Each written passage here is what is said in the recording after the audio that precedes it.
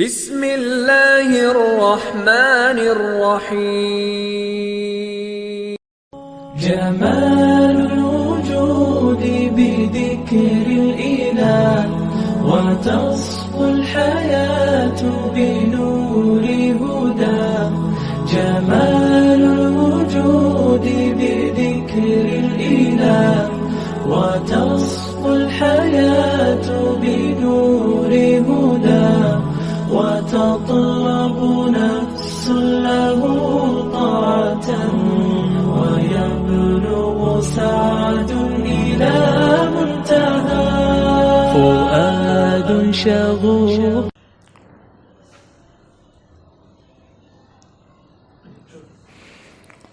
بسم اللہ الرحمن الرحیم. الحمد للہ وکفی وسلام علی عباده الذین اصطفى. اما بعد فاعوذ باللہ من الشیطان الرجیم. بسم اللہ الرحمن الرحیم. وَإِذْ قَالَتِ الْمَلَائِكَةُ يَا مَرْيَمُ إِنَّ اللَّهَ اصْطَفَاكِ وَطَهَّرَكِ وَاصْطَفَاكِ عَلَى نِسَاءِ الْعَالَمِينَ يَا مَرْيَمُ اقْنُتِي وَاسْجُدِي. وقال رسول اللہ صلی اللہ علیہ وسلم الدین النصیحہ او کما قال علیہ الصلاۃ والسلام. سبحان ربک رب العزۃ عما یصفون وسلام علی المرسلین والحمد للہ رب العالمین. اللہم صل علی سیدنا محمد وعلی آل سیدنا محمد وبارک وسلم. اللہم صل علی سیدنا محمد وعلی آل سیدنا محمد وبارک وسلم. اللہم صل علی سیدنا محمد وعلی آل سیدنا محمد وبارک وسلم.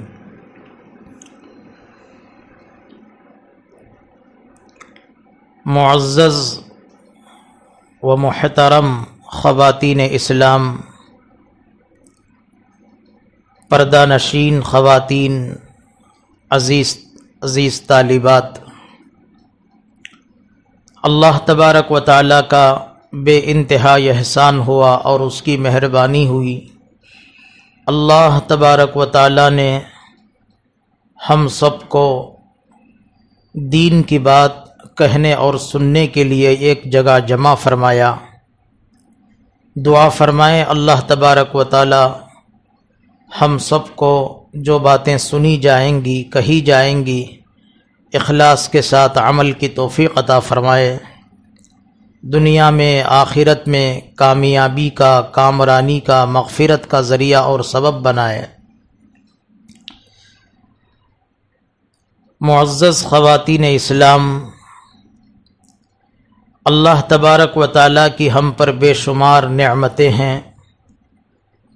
نعمتوں کا اصول یہ ہے اللہ کا بندہ یا اللہ کی بندی اللہ کی نعمتوں کی اگر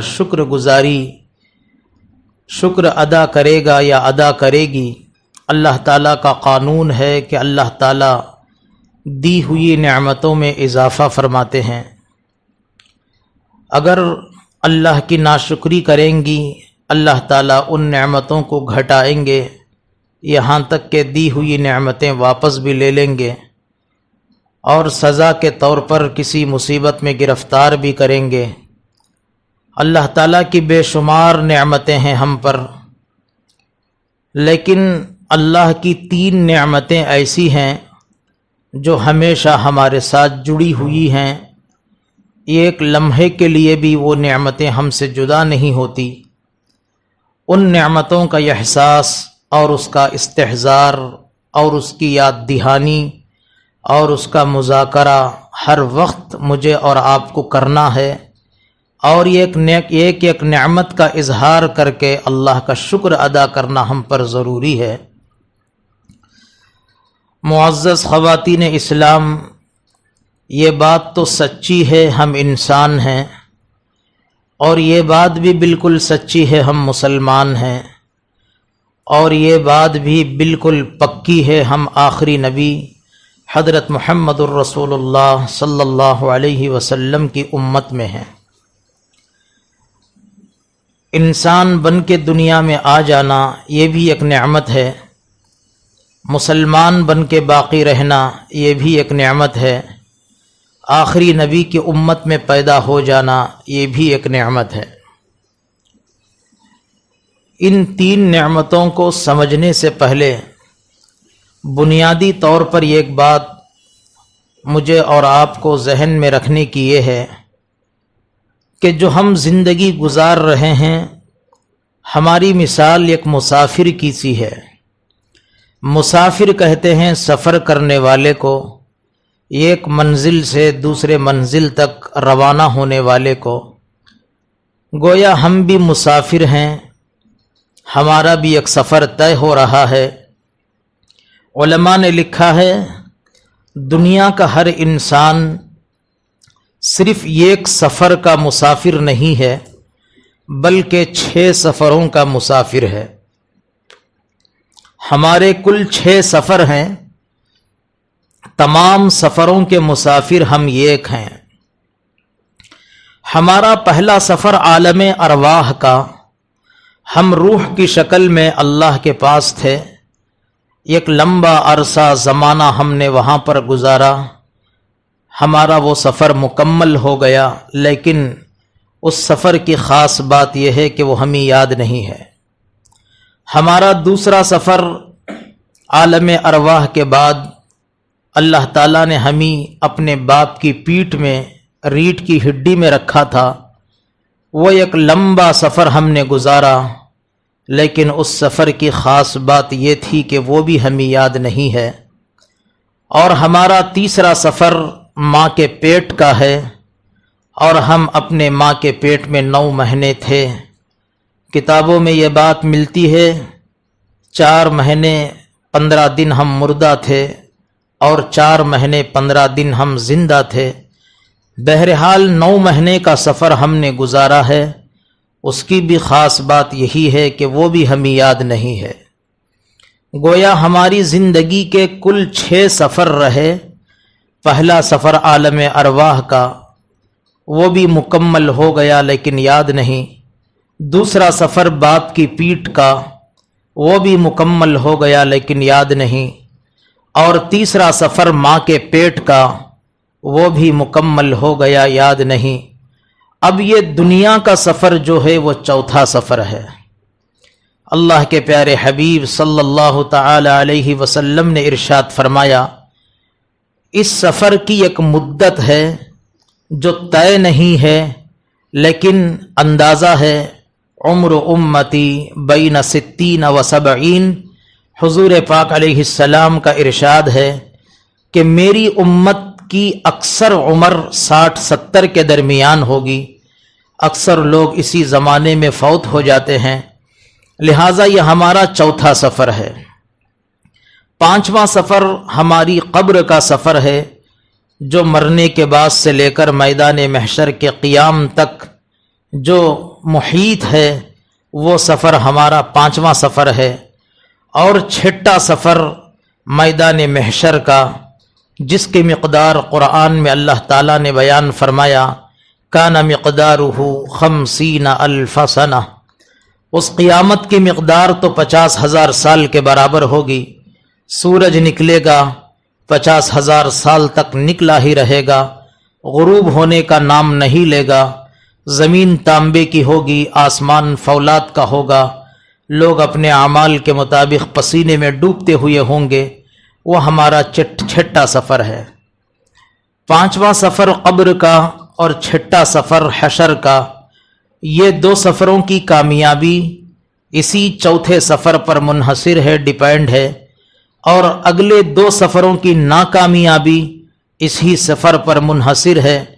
اگر یہ ہمارا چوتھا سفر اللہ کے حکم کے مطابق، نبی پاک صلی اللہ علیہ وسلم کے طریقے کے موافق اگر ہم یہ سفر مکمل کر لیں گے، اللہ کی مرضی کے مطابق گزار لیں گے، اپنی منمانی، نفسانی، شہوانی شیطانی جذبات کو پسے پشت ڈال کر زندگی گزاریں گی تو ہمارا 5واں سفر بھی کامیاب ہوگا اور 6واں سفر بھی کامیاب ہوگا۔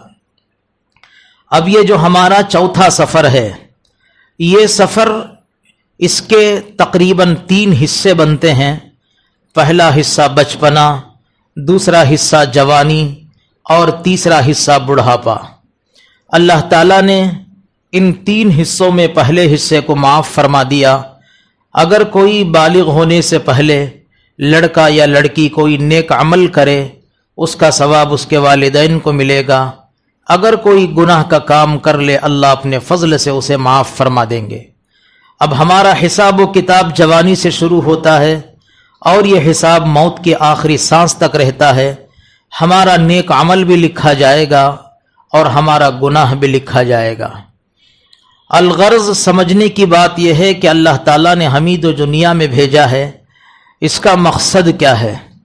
قرآن مجید میں اللہ تعالیٰ نے موت اور حیات کے مسئلے کو بیان کرتے ہوئے فرمایا، الذی خلق الموت والحیات لنبلوکم ایکم احسن عملا۔ موت اور زندگی کی جو ترتیب ہے، اس کا مقصد یہ ہے کہ ہم جاننا چاہتے ہیں کہ تم میں سے کون نیک عمل کرے گا، کون ہماری مان کر چلے گا، کون ہماری نافرمانی کرے گا۔ اس امتحان کے لیے اللہ تعالیٰ نے مجھے اور آپ کو دنیا میں بھیجا ہے۔ بنیادی بات ذہن میں بٹھانے کی یہ ہے کہ ہم غلطی اس جگہ کرتے ہیں کہ ہم مقصد اور ضرورت میں فرق نہیں کرتے۔ مقصد ایک ہوتا ہے اور ضرورتیں کئی ہوتی ہیں۔ جب انسان مقصد کو مقصد سمجھ کر زندگی گزارتا ہے، اللہ تبارک و تعالیٰ اس کی زندگی کو کامیاب فرماتے ہیں۔ جب بندہ مقصد کو مقصد نہیں بناتا، اللہ تعالیٰ اس کی ساری ضرورتوں کو مقصد کا نام دے کر، مقصد کی شکل دے کر اس بندے کو اس میں گھرا دیتے ہیں اور وہ بندہ ساری زندگی پریشان رہتا ہے۔ مقصد زندگی برائے بندگی، زندگی کا مقصد اللہ تعالیٰ کی بندگی ہے۔ زندگی بے بندگی شرمندگی، علماء نے لکھا ہے جس کی زندگی میں اللہ تعالیٰ کی بندگی نہ ہو وہ سراپا شرمندگی ہے، وہ بندہ ہر حال میں شرمندہ ہوتا ہے۔ اللہ تبارک و تعالیٰ نے دنیا کو کام کرنے کے لیے بنایا ہے، خبر کو آرام کرنے کے لیے بنایا ہے اور آخرت کو عیش کرنے کی جگہ بنائی ہے۔ دنیا میں ہم کام کے لیے آئے ہیں۔ قرآن مجید پارہ نمبر 30 سورۃ البلد میں اللہ تعالیٰ نے ارشاد فرمایا، لقد خلقنا الانسان فی کبد، ہم نے انسان کو مشقت کے لیے پیدا کیا ہے۔ یعنی انسان کا کام ہے دنیا میں کام کام کام، بس تھوڑا سا آرام پھر کام، یہ ہماری زندگی کی ترتیب ہے۔ اگر کوئی بندے خدا دنیا میں آرام کے لیے، دنیا میں عیش کرنے کے لیے وقت گزارتا ہے تو پھر وہ کام نہیں کر پاتا، تو پھر قبر میں اسے آرام نہیں ملے گا اور میدان حشر میں اسے آرام نہیں ملے گا۔ اب چونکہ یہ عورتوں کا مجمع ہے، اللہ تعالیٰ کی جو 3 نعمتیں میں نے شروع میں بیان کی ہیں، یہ ایک انسانیت والی نعمت، اور دوسری نعمت اسلام والی، اور تیسری نعمت اللہ کے نبی کی امت میں پیدا ہو جانا، یہ 3 نعمتیں عظیم الشان نعمتیں ہیں۔ میری پردہ نشین خواتین، میری مائیں بہنیں بیٹیاں، ذرا توجہ سے سنیں میری ان باتوں کو۔ اللہ تعالیٰ نے ہمیں انسان بنا کر پیدا کیا ہے۔ اگر اللہ تعالیٰ نے ہمیں کسی جانور کے پیٹ سے پیدا کر دیتا تو ہم جانور بن جاتے، اور ہمیں اللہ سے سوال کرنے کا حق بھی نہ ہوتا، اے اللہ ہمیں جانوروں میں کیوں پیدا کیا؟ بغیر مانگے بلا استحقاق کے اللہ تعالیٰ نے ہمیں انسانوں میں پیدا فرمایا۔ یہ اللہ کا کتنا بڑا انعام ہے۔ دیکھو یہاں بات سمجھنے کی یہ ہے کہ انسان بن کے دنیا میں پیدا ہو جانا یہ اللہ کی نعمت تو ہے، لیکن انسان کی شکل کے ساتھ دنیا سے واپس جانا یہ اصل انسان کا کمال ہے۔ بندہ کبھی بعض وقت اپنے اعمال کے حساب سے اس کی شکل بدل جاتی ہے۔ اگر بندے کے اندر نفسانی خواہشات کا غلبہ ہو، اللہ تعالیٰ اس کی شکل خنزیر کی بدل دیتے ہیں۔ اگر کسی کے اندر دنیا کی حرص حد سے زیادہ ہو، اللہ تعالیٰ اس کی شکل کتے کی بنا دیتے ہیں۔ اگر انسان کے اندر طبیعت میں غصہ ہو، بار بار اپنی آواز کو بلند کرنے کا مزاج ہو، بیوی شوہر کے سامنے آواز بلند کرتی ہے، بیٹی اپنی ماں کے سامنے آواز بلند کرتی ہے، بہن اپنے بھائی کے سامنے اپنی آواز اونچی کرتی ہے، تو پھر ان کا جسم انسان کا ہوگا اور سر گدھے کا بنا دیا جائے گا۔ تو انسانوں میں پیدا ہو جانا، اس سے بڑی اللہ کی نعمت یہ ہے کہ انسان کی شکل میں دنیا سے واپس جانا، قیامت کے دن اللہ کے سامنے انسان کی شکل میں کھڑا ہونا، یہ اللہ تبارک و تعالیٰ کی بڑی نعمت ہمارے ساتھ ہوگی۔ اور دوسری چیز، اللہ تعالیٰ نے ہمیں مسلمانوں میں پیدا کیا۔ جس وقت ہم دنیا میں آئے اس وقت کتنے جانوروں نے بھی بچے پیدا کیے، اللہ تعالیٰ نے ہمیں کسی جانور کے پیٹ سے پیدا نہیں کیا بلکہ انسان کے پیٹ سے پیدا کیا، ہم انسان بن گئے۔ اور جس تاریخ میں ہم دنیا میں آئے، جس گھنٹہ، جس لمحہ، جس وقت، جس گھڑی ہم دنیا میں پیدا ہوئے، اسی لمحہ، اسی وقت، اسی گھڑی کتنی کافرہ عورتوں نے بھی بچوں کو پیدا کیا ہوگا۔ اگر ہمارا گود، ہمیں اگر کفر کا گود ملتا تو ہم کافر بن جاتے، اگر ہماری ماں مجوسی ہوتی تو ہم مجوسی بن جاتے، اگر ہماری ماں دہریہ ہوتی تو ہم دہریے بن جاتے، یہودی ہوتی تو ہم یہودی بن جاتے، عیسائی ہوتی تو ہم عیسائی بن جاتے۔ اللہ تعالیٰ نے ہمارے ساتھ کتنا رحم کا معاملہ فرمایا۔ جب ہم نے آنکھ کھولی تو گود اسلام کا تھا، ہمارے ابا بھی مسلمان تھے، ہماری امی جان بھی مسلمان تھی، ہمارے دائیں کان میں اذان پکاری گئی، بائیں کان میں اقامت پکاری گئی، اور ہمیں اسماء، سمیہ، ختیجہ، عائشہ نام رکھا گیا، اور ہمیں اسلام کا گود ملا تو ہم مسلمان بنے۔ اللہ تعالیٰ کی تیسری نعمت، اللہ تعالیٰ نے ہمیں انسان بناتے ہوئے، مسلمانوں میں پیدا کرتے ہوئے، اللہ تعالیٰ اگر ہمیں 1600 برس پہلے پیدا کر دیتا تو ہم اللہ کے نبی کی امت میں پیدا ہونے سے محروم ہو جاتے، ہم حضرت عیسیٰ کی قوم میں پیدا ہو جاتے۔ اللہ تعالیٰ نے ہمیں بغیر مانگے، بغیر سوال کیے، بغیر استحقاق کے اللہ تعالیٰ نے ہمیں اللہ کے پیارے حبیب کی امت میں پیدا فرمایا، تو ہم انسان بھی بنے، مسلمان بھی بنے، آخری نبی کی امت میں بھی ہمارا نام شامل ہو گیا۔ تو یہ اللہ کی بڑی 3 نعمتیں ہیں۔ قرآن مجید کہتا ہے جو میری نعمتوں کو، اللہ کی نعمتوں کا شکر ادا کرتا ہے، اللہ تعالیٰ نعمتوں کو بڑھائیں گے۔ جو اللہ کی نعمتوں کی ناشکری کرتا ہے، اللہ تعالیٰ ان نعمتوں کو گھٹائیں گے، یہاں تک کہ ناشکری کرنے والوں پر خدا کا دردناک عذاب ہوگا۔ معزز خواتین اسلام، میں اس عورتوں سے خطاب کرتے ہوئے قرآن مجید کی 6666 آیتوں میں سے سورہ آل عمران پارہ نمبر 3 کی 2 آیتوں کو منتخب کیا ہے۔ یہ آیتیں صرف آپ کی شان میں اتری ہیں۔ اللہ تعالیٰ نے اس آیتوں میں عورت کی شان بیان کی ہے۔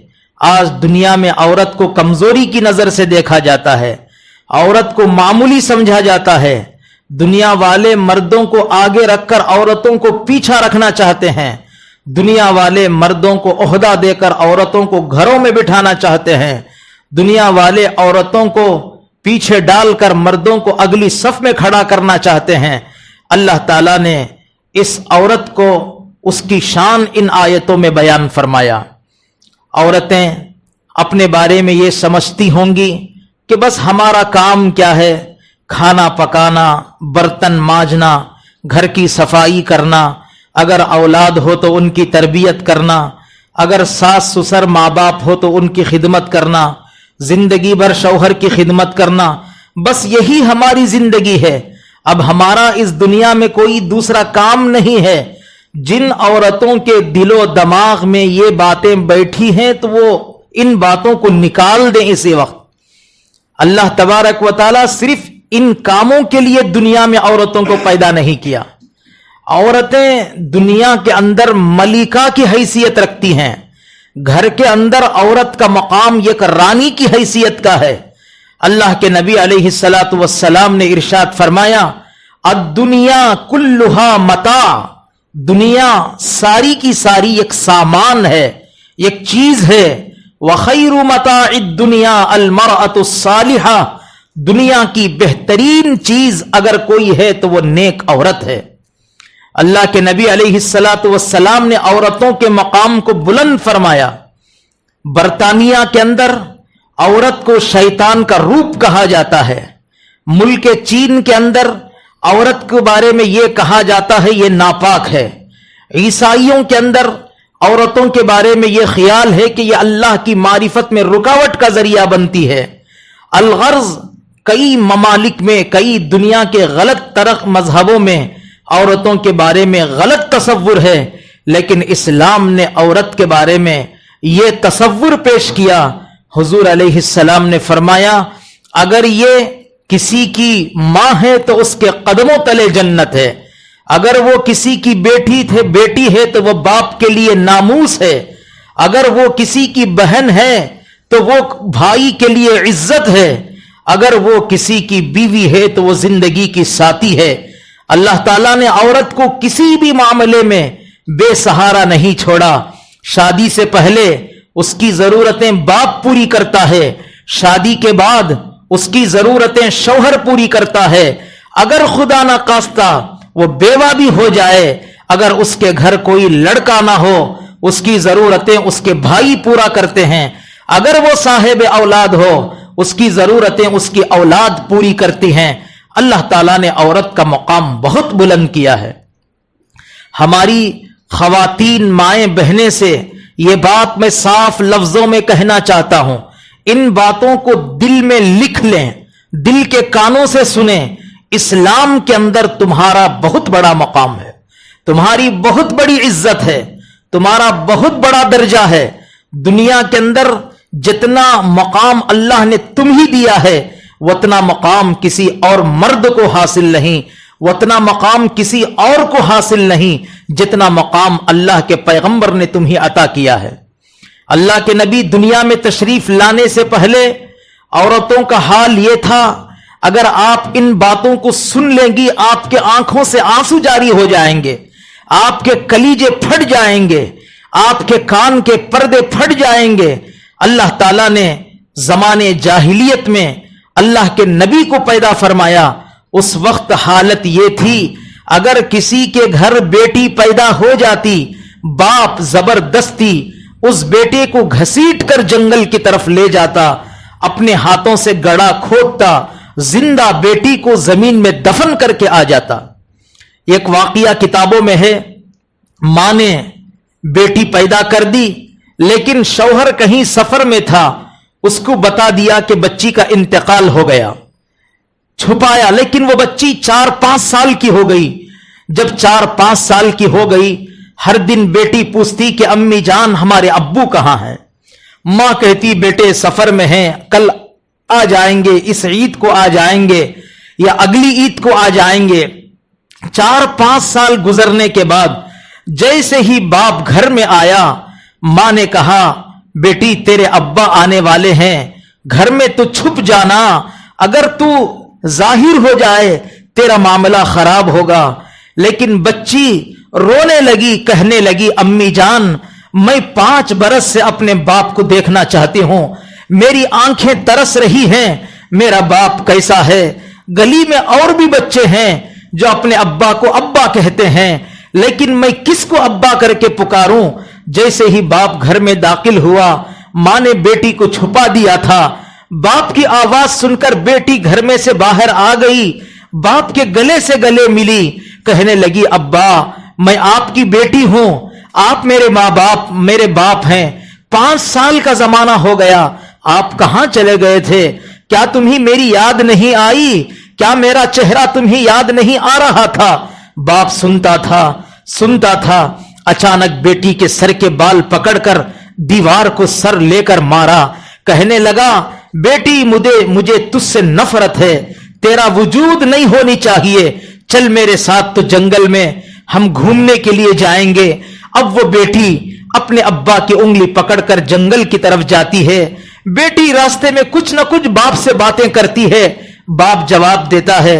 جنگل میں ایک طرف ہو کر بیٹھے باپ اپنی کدال سے گڑھا کھودنے لگا. بیٹی اٹھ کر اپنے معصوم ہاتھوں سے باپ کی پیشانی پوچھتی ہے، اس کا ماتھا چومتی ہے اور کہتی ہے کہ ابا جان، اتنی گرمی میں گڑھا کھودنے کی کیا ضرورت ہے؟ آپ کیوں اتنی محنت کرتے ہیں؟ میں آپ کو ساتھ دینا چاہتی ہوں. اے ابا جان، کیا مقصد ہے؟ باپ کم وقت نہیں بات کرتا ہے. گڑھا تیار ہو گیا. اس معصوم بچی کو ہاتھوں سے اٹھا کر گڑھے میں ڈال دیا اور اس کے بعد مٹی ڈالنے لگا.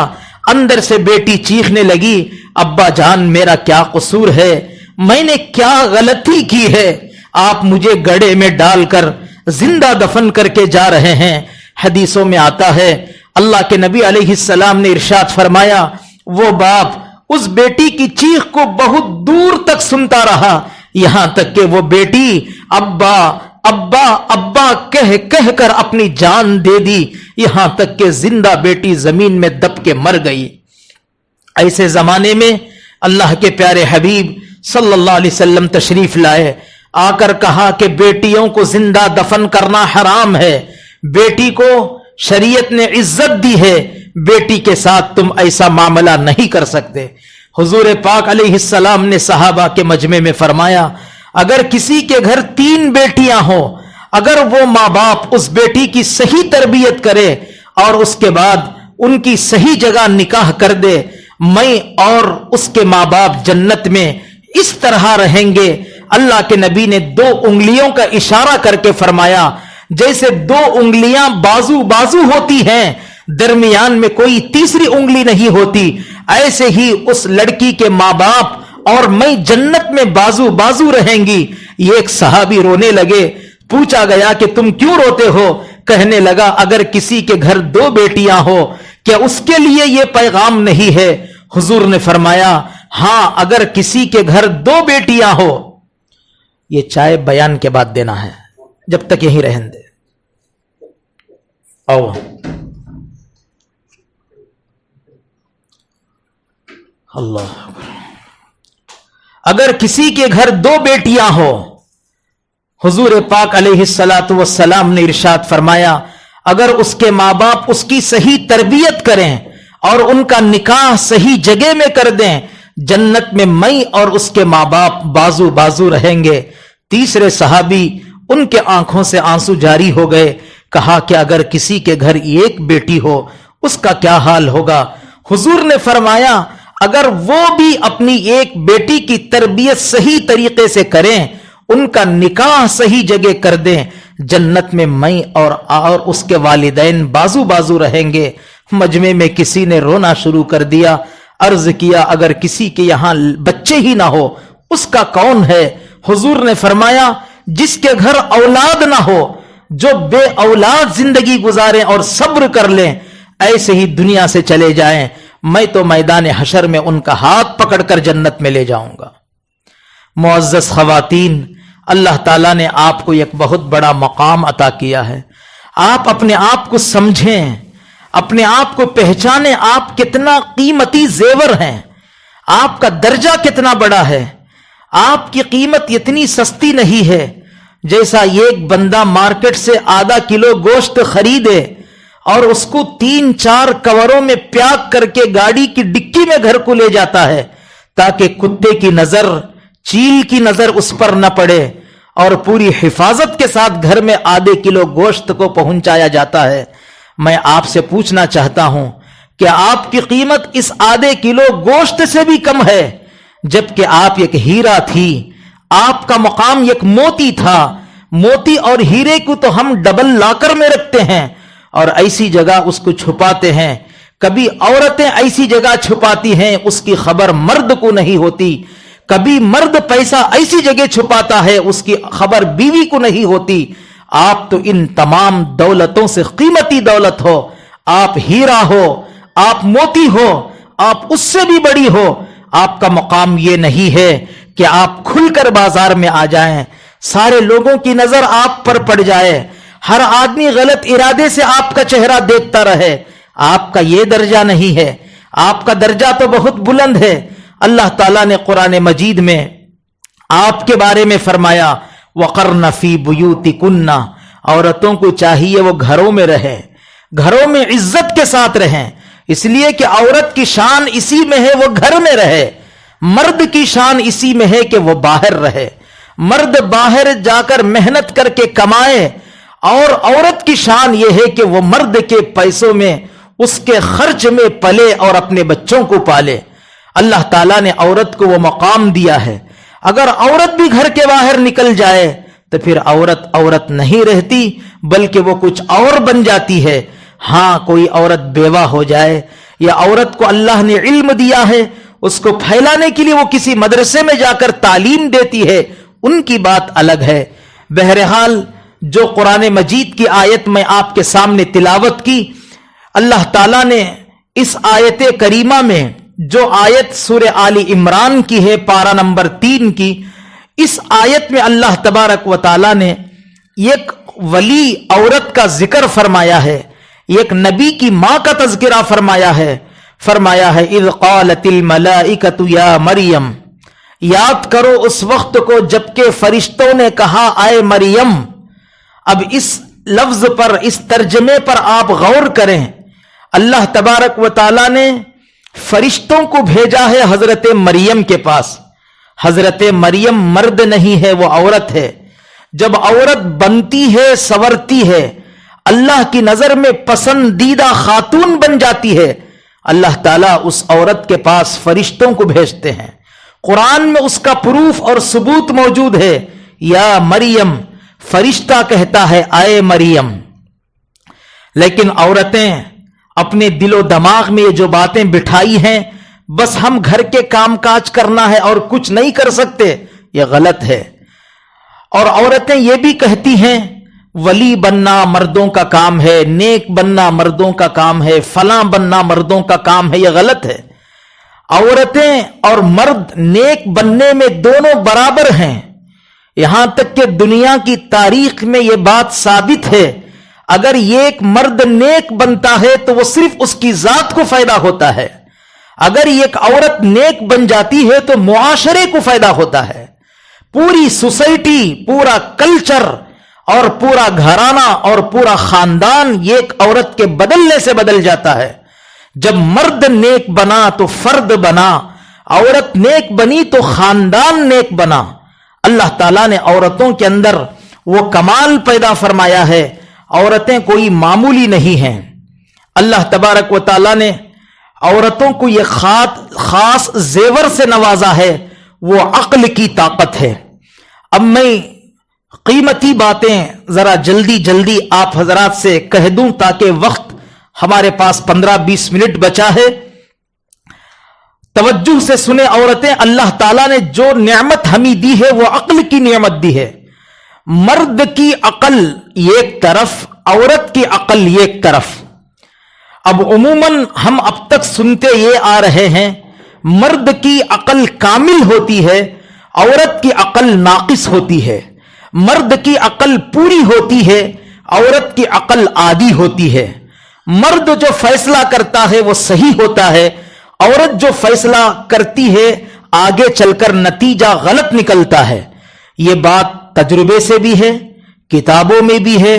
اگر گھر میں فیصلہ عورت کے ہاتھ میں آ جائے تو پھر مرد اس کا غلام بن کر رہ جائے تو پھر وہ گھر ہمیشہ تباہی کی طرف آگے بڑھتا جاتا ہے, بربادی کی طرف آگے بڑھتا جاتا ہے. یہ بات تو دنیا مانتی ہے.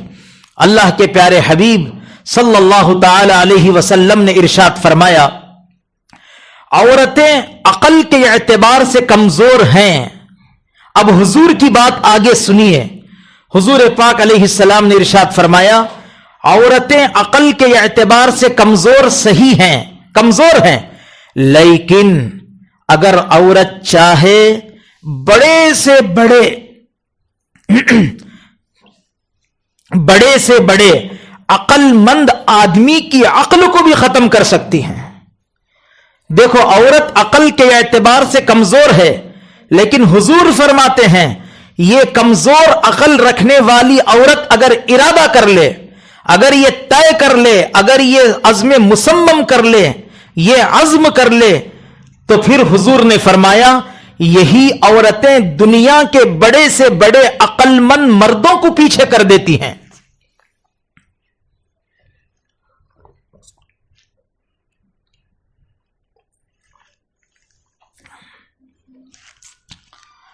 اب حضور پاک علیہ السلام نے عورتوں کے بارے میں گویا اس حدیث پاک میں ان کی یہ خوبی کو بیان کیا. اب ذرا اپنے گھر کا ماحول سامنے رکھ کر سمجھیں. اگر کسی کی بیٹی کا باپ وقت کا بادشاہ ہو اور وہ بادشاہ اپنی فوج کے ساتھ تیار ہو کہیں سفر کے لیے، اگر بیٹی آ کر کہہ دے ابا مجھے فلاں ضرورت ہے آپ کو پورا کرنا پڑے گا، بیٹی نے ضد کی، بادشاہ وقت اپنی فوج کو رکا دیتا ہے اور بیٹی کی ضرورت پوری کرتا ہے، چاہے وہ ضرورت پوری کرنے 1 دن لگے 2 دن لگے. اب بیٹی لڑکی ہے، عورت ہے، اس کے باوجود بھی بادشاہ جیسے عقل مند باپ کو بیٹی چاہے تو ضد کر کے اپنی بات کو منوا سکتی ہے. اسی طریقے سے ہمارے گھروں میں کئی عورتیں ایسی ہیں، ان کے اندر کسی زیور کی تمنا پیدا ہو جائے یا کسی کے لباس اچھا سا فیشن والا لباس ان کو پسند آ جائے، وہ اپنے شوہر کو کہتی ہیں کہ مجھے چاہیے. اب شوہر بیچارہ 1000 طریقے سے پلان کرتا ہے عورت کی اس بات کو ٹال دوں، لیکن بیوی کے اندر یہ بات طے ہو گئی ہے کہ مجھے زیور لے کر ہی رہنا ہے. تو پھر عورت یعنی بیوی اپنے شوہر کے سامنے ایسا فارمولا یوز کرتی ہے، مرد گھٹنے ٹیک دیتا ہے اور اپنی بیوی کی خواہش کو پورا کرنے میں مجبور ہو جاتا ہے. تو عورت کی عقل، عورت کی طاقت، عورت کی قوت جب وہ بیٹی کے روپ میں ہے تو باپ سے اپنی باتیں منواتی ہے، اگر وہ بیوی کے روپ میں ہے تو شوہر سے اپنی باتیں منواتی ہے، اگر وہ بہن ہے تو اپنے بھائی سے کبھی ضد میں کہتی ہے کہ بھیا مجھے فلاں چیز چاہیے، بھائی مجھے فلاں چیز چاہیے. بھائی ٹالتے ہیں، کبھی بھائی کی چیز چھپا دیتی ہے، کبھی ان کو ستاتی ہے، آخر بھائی سے وعدہ لے لیتی ہے کہ میں تیری چیز لا کر دے دوں گا، اس کے بعد وہ چیز اپنے بھائی کو دیتی ہے. بہن چاہے تو ضد کر کے اپنی خواہش، اپنی تمنا، اپنے دل کی آرزو بھائی سے پورا کر لیتی ہے. اور ماں بوڑھیا ہے، اپنے بچے کو بٹھا کر کہتی ہے بیٹے میں نے تجھے بچپن میں پالا ہے، مجھے ایک چیز کی ضرورت ہے. بیٹا اپنی بیوی کو چھپا کر ماں کے ہاتھ وہ چیز لا کر دے دیتا ہے تاکہ ماں کی تمنا پوری ہو جائے. عورت کبھی بیٹی کی شکل میں تھی، باپ نے ضد پر اس کی تمنا پوری کی. کبھی یہی لڑکی بہن کی شکل میں تھی، ضد کی تو باہر بھائی نے اس کی تمنا پوری کی. کبھی یہی لڑکی آگے چل کر بیوی بنی، ضد کی تو شوہر نے اس کی تمنا پوری کی.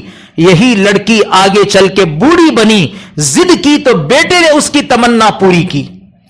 جب عورت دل میں ارادہ کر لیتی ہے، چاہے وہ بیٹی کے روپ میں ہو، بہن کے روپ میں ہو، بیوی کے روپ میں ہو، ماں کے روپ میں ہو، ارادہ کر لیتی ہے تو کر کے بتا دیتی ہے، یہ عورت کا کمال ہے.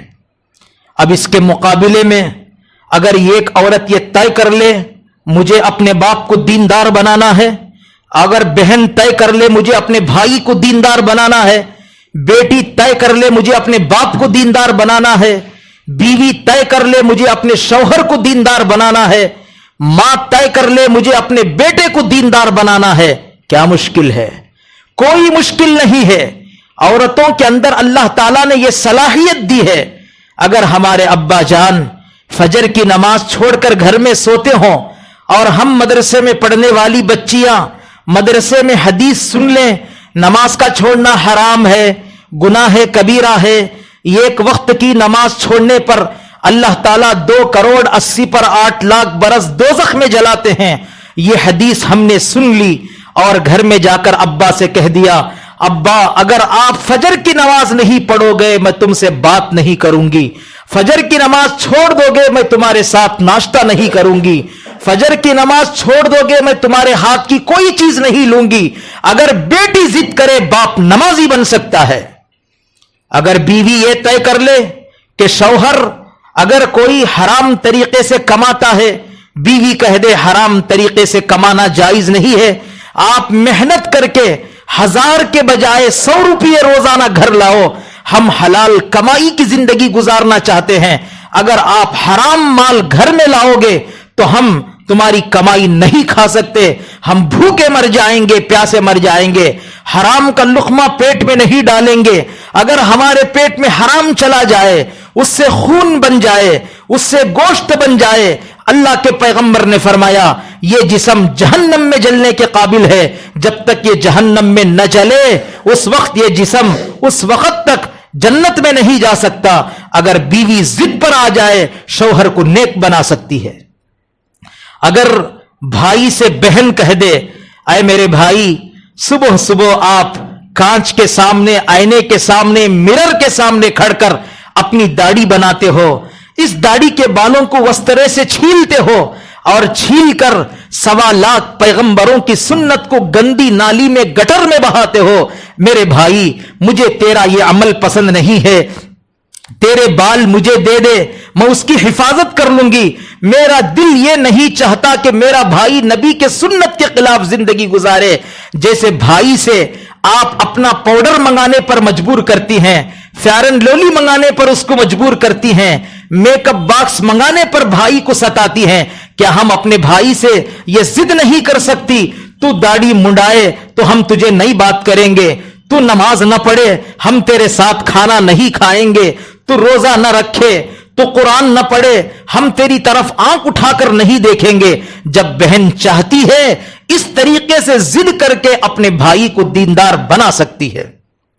لیکن شیطان نے عورتوں کو سمجھا دیا ہے کہ نیکی کے بڑے بڑے کام مرد کریں گے عورتیں نہیں کریں گے. یہ غلط ہے, یہ شیطان نے ہمیں دھوکے میں ڈالا ہے.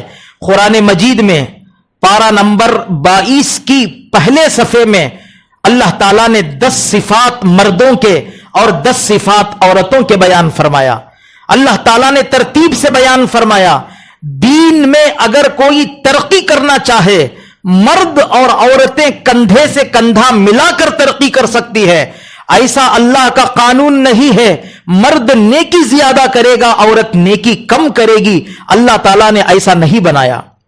اللہ تعالیٰ فرماتے ہیں ان المسلمین والمسلمات, مسلمان مرد مسلمان عورتیں, والمؤمنین والمؤمنات, مومن مرد مومن عورتیں, والقانتین والقانتات, والصابرین والصابرات. 10 صفات بیان فرمائی اللہ تبارک و تعالیٰ نے. تو عورت اور مرد جب اللہ کا نیک بندہ یا بندی بننا چاہتے ہیں سب کے لیے ایک ہی راستہ ہے, وہ ہے دین کا راستہ. عورتوں نے دنیا میں کیا کیا کمال کے کام کر لیے. اصلاح معاشرہ, معاشرہ کہتے ہیں سوسائٹی کو, مسلم معاشرہ. اللہ کے نبی کے زمانے سے لے کر قیامت تک جتنے مسلمان دنیا میں آئیں گے ان کا آپس میں جو کلچر ہوگا اسے معاشرہ کہتے ہیں. مسلم معاشرہ یعنی سوسائٹی میں عورت کا کیا کردار ہوتا ہے. عورت چاہتی ہے تو پوری سوسائٹی کو بدل سکتی ہے. اللہ کے پیارے حبیب صلی اللہ تعالی علیہ وسلم نے فرمایا, اے میرے صحابہ, اللہ تعالیٰ نے مجھ پر وحی نازل کیا ہے اور وحی کا آدھا علم حضرات صحابہ کے پاس ہے اور وحی کا مکمل آدھا علم حضرت عائشہ کے پاس ہے. اگر وحی اللہ کے نبی کی نبوت کے بعد سے لے کر وفات تک 23 ایئرس میں جتنی وحی آسمان سے آئی ہے, اگر اس تمام وحی کو 2 حصوں میں تقسیم کر دیا جائے, آدھی وحی 1.25 صحابہ کے درمیان ہے, مکمل آدھی وحی حضرت عائشہ کے پاس ہے. اور سارے صحابہ مجبور ہیں, حضرت عائشہ سب کی استاد ہے. حضرت عائشہ مرد نہیں ہے, حضرت عائشہ ہم جیسی ایک عورت تھی, اللہ کے نبی کی وہ بیوی تھی, حضرت ابو بکر کی وہ بیٹی تھی, اللہ کے نبی کی چہیتی بیٹی تھی, حضرت اللہ کے نبی کی چہیتی بیوی تھی. حضور پاک علیہ الصلوۃ والسلام نے وحی کا آدھا علم حضرت عائشہ کے پاس فرمایا. رئیس المفسرین حضرت عبداللہ بن عباس رضی اللہ تعالی عنہ اس طریقے سے کئی سو صحابہ حضرت عائشہ سے مسئلہ پوچھتے, حضرت عائشہ سے فتویٰ پوچھتے. وہ زمانے کی وہ عالم تھی, اس زمانے کی وہ مفتی تھی. تو عورت جب چاہتی ہے, عورت کا کیا کردار ہوتا ہے. مرد صحابہ مجبور ہیں حضرت عائشہ کے سامنے علم سیکھنے کے لیے. حضرت عائشہ عورت تھی. اسی طریقے سے آگے عورت چاہتی تو کیا نہیں کر سکتی. مسلم معاشرے کے اندر عورت کا کیا کردار ہوتا ہے. اللہ کے نبی علیہ السلام کی بیٹی حضرت فاطمہ, حضرت فاطمہ کے شوہر حضرت علی, ان کے بیٹے حضرت حسین, ان کے بیٹے حضرت زین العابدین, ان کے بیٹے حضرت امام باقر, ان کے بیٹے حضرت جعفر صادق, حضرت جعفر صادق رضی اللہ رحمت اللہ علیہ, یہ حضرت علی کی اولاد میں ہیں, اللہ کے نبی کی اولاد میں ہیں, اہل بیت میں ہیں. حضرت امام جعفر صادق رحمت اللہ علیہ اپنی بیٹی کو اپنے سامنے بٹھائے اور کہنے لگے, بیٹی میں حدیثیں بیان کرتا ہوں تو لکھتی جانا. حضرت امام جعفر صادق رحمت اللہ علیہ حدیثوں کا مطلب کھول کھول کر بیان کرتے تھے. حضرت جعفر صادق بیان کرتے تو حضرت جعفر صادق رحمت اللہ علیہ کی بیٹی لکھتی تھی. لکھنے کے بعد حدیثوں کی ایک بڑی کتاب تیار ہو گئی اور اس کتاب کا نام رکھا تحاوی شریف. تحاوی شریف وہ حدیث کی کتاب ہے. مدرسے میں 7 سال 8 سال یہ ایک مرد عالم کورس پڑھنے کے بعد جب دور حدیث میں داخلہ لیتا ہے, دور حدیث میں مسلم شریف کے ساتھ, بخاری شریف کے ساتھ, ترمذی کے ساتھ, ابن ماجہ کے ساتھ, نسائی شریف کے ساتھ تحاوی شریف پڑھائی جاتی ہے. عالم اور مفتی اس وقت تک نہیں بن سکتا, عالم اور مفتی جب تک یہ تحاوی شریف نہ پڑھتا ہو. تحاوی شریف لکھانے والے حضرت جعفر صادق ہیں, لکھنے والی حضرت جعفر صادق کی بیٹی ہیں. تحاوی شریف لکھنے والی جعفر صادق کی بیٹی ہیں. جب انہوں نے یہ کتاب لکھا, آج وہ کتاب مرد پڑھتے ہیں عالم بنتے ہیں, مرد پڑھتے ہیں مفتی بنتے ہیں. دنیا میں جتنے عالم ہیں, جتنے مفتی ہیں, سب کی استاد دنیا کی یہ خاتون تھی, یہ ایک عورت تھی, وہ حضرت جعفر صادق کی بیٹی تھی. وہ کوئی مرد نہیں تھی بلکہ ایک آپ جیسی ایک عورت تھی. جب عورت قدم اٹھاتی ہے وہ عالمہ بن سکتی ہے, وہ مفتیہ بن سکتی ہے, وہ نیک بن سکتی ہے, جنت کی خاتون بن سکتی ہے. عورت کے اندر وہ کمال ہے, دنیا کے جغرافیے کو بدل کر رکھ سکتی ہے. جیسا کہ میں نے پہلے بھی کہا, مرد بنا تو فرد بنا, عورت بنی تو خاندان بنا. آگے دیکھیں, حضرت رابعہ بصریہ رحمت اللہ علیہ کا نام ہم سب سنتے ہیں. یہ حضرت حسن بصری رحمت اللہ علیہ کے زمانے کی عورت, یعنی صحابہ کے بعد جو تابعین کا دور تھا, تبع تابعین کا دور تھا, یعنی آج سے تقریباً 1100-1200 سال پہلے پیدا ہونے والی یہ رابعہ بصریہ ہیں. عورت ہیں, مرد نہیں ہیں. کان کھول کر ہماری مستورات اس واقعے کو سن لیں. کبھی بھی اپنے اندر کمزوری پیدا نہ کرے کہ ہم کچھ نہیں کر سکتے. یہ زمانے میں پردہ کرنا نہیں ہوتا, یہ زمانے میں اپنی 15 سالہ بچی کو برقع پہنانا نہیں ہوتا. لوگ کیا کہیں گے, شادی میں فلاں رسم نہ کریں گے تو لوگ کیا کہیں گے, ویڈیو گرافی نہ کریں گے تو لوگ کیا کہیں گے. کیا کسی یتیم بچی کی شادی ہے, کسی غریب کی شادی ہے؟ جو آج عورتیں نفس اور شیطان کے سامنے ہار مان جاتی ہیں, وہ عورتیں کان کھول کر سن لیں. حضرت رابعہ بصریہ, ان کو ایک مسئلہ پوچھنے کا کام پڑا. اس زمانے کے بڑے عالم تھے حضرت حسن بصری. پوچھا کہ حسن بصری کہاں ہیں؟ بتایا گیا کہ وہ سمندر کے کنارے نماز پڑھ رہے ہیں. राबिया बसरिया अपने आप को पर्दे में छुपा कर समंदर के किनारे पहुंच जाती हैं। पहुंचने के बाद देखा हजरत हसन बसरी समंदर पर मुसल्ला बिछाकर नमाज पढ़ रहे हैं। हजरत राबिया बसरिया परेशान हो गई देखकर, कितने बड़े वली हैं हसन बसरी जो पानी पर जानिमाज बिछाकर मुसल्ला बिछाकर नमाज पढ़ रहे हैं और मुसल्ला नहीं भीग रहा है। हजरत राबिया बसरिया रहमतुल्लाहि अलैह ने हजरत हसन बसरी से कहा, तुमने समंदर में मुसल्ला बिछाकर नमाज पढ़ा, अब देखो मैं कैसा पढ़ती हूं। उन्होंने अपनी बैग से मुसल्ला निकाला और हवा में उड़ाया, मुसल्ला हवा में लटकने लगा। राबिया बसरिया उस पर कदम रखती हैं और रकात बांध के खड़ी हो जाती हैं। कोई हसन बसरी मुसल्ला समंदर पर बिछाकर पड़ता है, इधर राबिया बसरिया हवा में मुसल्ला बिछाकर पड़ती है। आखिरकार जानिमास को सहारा तो है पानी का, लेकिन राबिया के मुसल्ले को किसी चीज का सहारा नहीं है। औरत जब आगे बढ़ती है, राबिया बसरिया हसन बसरी से आगे बढ़ जाती हैं। उसके बाद राबिया बसरिया ने हसन बसरी को डांटा, कहा कि तुम भी कैसे वली हो जो अपनी करामत जाहिर करते हो, लोग आपको वली समझें, लोग आपको बड़ा समझें, क्या यह तुम्हारी नीयत है? समंदर पर मुसल्ला बिछाकर नमाज पढ़ना यह क्या कमाल है। पानी पर कूड़ा क्रिकेट भी तैरता है, पानी पर कागजात भी तैरते हैं, तुम भी जानिमाज पर खड़कर नमाज पढ़े, तुम्हारा इसमें क्या कमाल है। मैं हवा में नमाज पढ़ी, मेरा क्या कमाल है। परिंदा भी हवा में उड़ सकता है, तिनका भी हवा में उड़ सकता है, मछली पानी में तैर सकती है। जब मछली पानी पर हो और ये कागज पानी पर तैरे, हसन बसरी का मुसल्ला पानी पर है, दोनों में क्या फर्क है। परिंदा हवा में उड़े, राबिया बसरिया हवा में नमाज पढ़े, दोनों में क्या फर्क है। ऐ हसन बसरी, मुसल्ला जानिमाज पर बिछाना यह कमाल नहीं। ऐ राबिया बसरिया, मुसल्ला हवे में बिछाना यह कमाल नहीं। कमाल यह है कि हम दोनों मिलकर अल्लाह से डर कर जिंदगी गुजारे।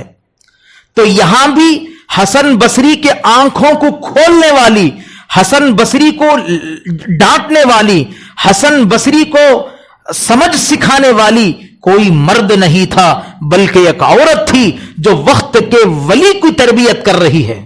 औरत अगर चाहे वलियों की तरबियत कर सकती है, औरत अगर चाहे सहाबा को तालीम दे सकती है, औरत अगर चाहे हदीस की किताब लिख सकती है, सारी दुनिया के आलिम उस किताब को पढ़ सकते हैं। अल्लाह ताला ने औरत के अंदर वो कमाल अता किया है। हमारी औरतें, हमारी बच्चियां, हमारी बहनें अब तो मोबाइल के टिक टाक के आदी हो गए हैं।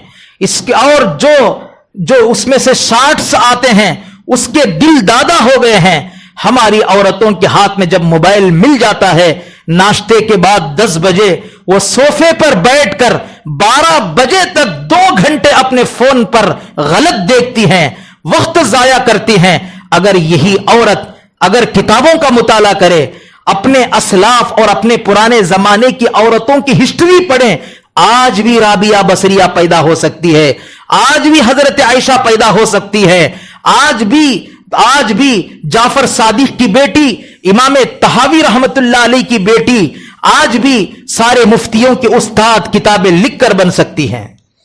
आखिर मैं 2 बातें कहकर अपनी बात खत्म करता हूं।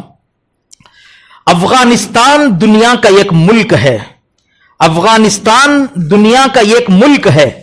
उस मुल्क का बादशाह एक जमाने में गुजरा, मोहम्मद अमीर दोस्त उस बादशाह का नाम था। अचानक लोगों ने इत्तला दी कि तुम्हारे मुल्क पर दूसरे मुल्क वाले जंग के लिए आ गए हैं, अब तुम्हारे मुल्क को खत्म करेंगे। जब अफगानिस्तान का बादशाह यह सुना, महल के अंदर आया और अपनी बीवी से कहा कि बेगम साहिबा, आप दुआ कर दीजिए कि मुल्क पर हमला हो रहा है और मैं अपने बेटे को फौज देकर मुल्क की हिफाजत के लिए रवाना कर दिया हूं। और बीवी ने कहा ठीक है। फिर शाम में बादशाह अपने घर में आया और बीवी से कहने लगा, बहुत अफसोस हो रहा है मुझे, عورتیں میری بہنیں اس واقعے کو کان کھول کر سن لیں اور یہ اس نیت سے سنے کہ ہم سب کو اسی طریقے سے زندگی گزارنی ہے. اب تک جو ہماری زندگی گزری اس پر سچی توبہ کریں گے, لیکن اگلی جو زندگی ہم گزاریں گے اس مجلس کے بعد وہ زندگی پہلے کی زندگی سے بالکل الگ رہے گی. میں دوبارہ پھر عورتوں سے کہتا ہوں, اب جو بات میں کہنے جا رہا ہوں وہ بالکل دل کے کانوں سے سنیں اور دل کی تختی پر اس کو نوٹ کریں. شام میں بادشاہ گھر میں آیا اور کہنے لگا, بہت افسوس ہے, بیٹا فوج لے کر گیا تھا لڑنے کے لیے لیکن ہار کر جنگ سے واپس آ رہا ہے. بیوی نے کہا یہ نہیں ہو سکتا. بادشاہ کہتا ہے کہ مجھے انفارمیشن آیا ہے, لوگ کہتے ہیں, مجھے کہنے والے نے کہا ہے کہ اے بادشاہ تمہارا بیٹا فوج کے ساتھ ہار گیا, ہار کر دوبارہ اپنی فوج لے کر واپس آ رہا ہے. بیوی کہتی ہے ایسا ہرگز نہیں ہو سکتا, تم کو خبر دینے والا جھوٹا ہوگا, تمہارے پاس یہ پیغام پہنچانے والا جھوٹا ہو سکتا ہے, لیکن یہ خبر جھوٹی نہیں ہو سکتی. بادشاہ کہنے لگا یہ عورتیں عجیب ہوتی ہیں, میری مرغی کو ایک ٹانگ اگر عورت کہہ دے تو وہی سچ, اگر مرغی لا کر سامنے بتا دیا جائے کہ اماں جان دیکھو اس مرغی کو 2 ٹانگیں ہیں, عورت کہہ دے نہیں ایک ہی ٹانگ, مرد مجبور ہوگا ایک ٹانگ ماننے پر. یہ عورتوں کا ضد ہے, یہ عورتوں کی ہٹ درمی ہے, وہ اپنی جگہ پوری دنیا اس کو مانتی ہے. لیکن بادشاہ نے کہا کہ تمہاری ضد تو نہیں جاتی, میں کہتا ہوں کہ بیٹا ہار گیا, تو کہتی ہے کہ نہیں ہارا. لیکن بادشاہ ہار گیا. بیوی سے کہنے لگا خیر کس بات کے بھروسے پر تم کہتی ہو کہ بیٹا جیتتا ہے, میرا بیٹا کبھی ہارتا نہیں, یا تو شہید ہوگا یا تو جیتے گا, ہار کر پیٹ بتا کر میرا بیٹا جنگ سے واپس نہیں آ سکتا. اتنا چیلنج بھروسے کے ساتھ تم کیسے کر سکتی ہو؟ عورتیں, شادی شدہ اور غیر شادی شدہ نوجوان بچیاں جو اگلے زمانے میں بھی آپ مائیں بننے والی ہیں اور جن کے گودوں میں دودھ پینے والے بچے ہیں وہ بھی غور سے سنیں, جو نیک خاتون ہیں ابھی دلہنیں ہیں جن کی اولاد نہیں ہی وہ بھی غور سے سنیں. عورت کا جواب سنیے. عورت کون ہے؟ وہ کسی رکشہ چلانے والے کی بیوی نہیں تھی, وہ کوئی موز گنا بیچنے والے کی وائف نہیں تھی, بادشاہ کی بیوی تھی جس کے پاس سونے کے ڈھیر, چاندی کے ڈھیر, تخت. میرے شوہر کو लाख रुपये اگر پنچن آئے وہ عورت مجمع میں سماتی نہیں. میرے شوہر اگر 3 लाख سیلری لینے والا ہو وہ عورت 4 دوسری عورتوں میں فخر کرتی ہے. کسی کا مرد بزنس مین ہو وہ عورت اپنے زیورات میں پھول جاتی ہے. ساری عورتیں کان کھول کر سن لیں, جو عورت جو اب آگے کہنے والی ہے وہ عورت کسی ریٹائرمنٹ کی بیوی نہیں تھی, کسی نوکری کرنے والی کی خاتون نہیں تھی, بزنس مین کی بیوی نہیں تھی, بلکہ عورت بادشاہ کی بیوی تھی. اس کے پاس حکومت تھی, تخت تھا, تاج تھا, دولت کے ڈھیر تھے, سونے کے پہاڑ تھے, چاندی کے پہاڑ تھے, بے حساب دولت تھی. لیکن وہ عورت کہنے لگی میرا بیٹا جیتے گا, ہارے گا نہیں.